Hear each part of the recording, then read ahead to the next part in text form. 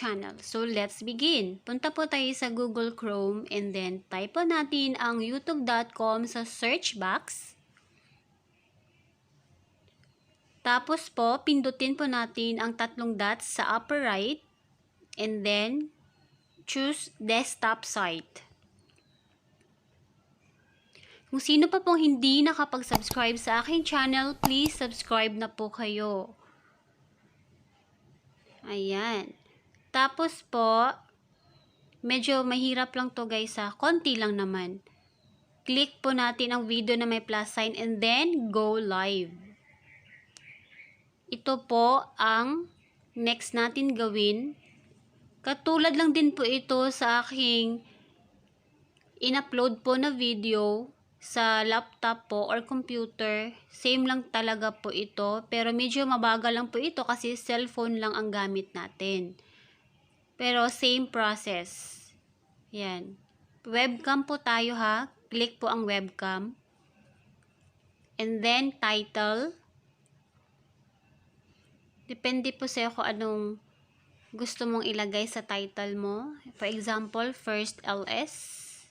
After that, piliin po natin ang no, it's not made for kids. Same lang din po.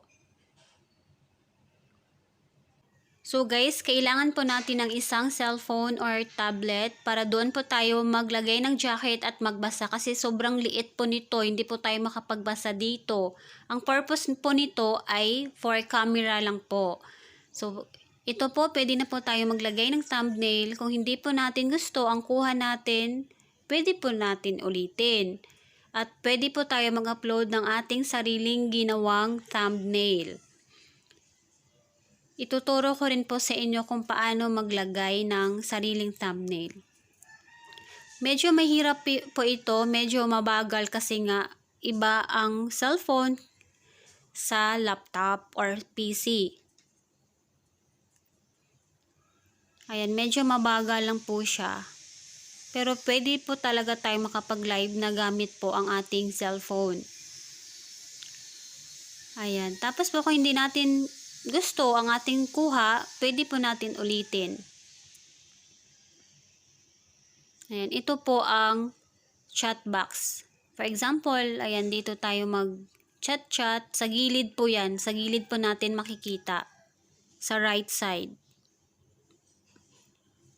Ayan, pwede na po tayo mag-go live. Ayan, ituturo ko po sa inyo kung paano mag-upload ng sarili po nating thumbnail.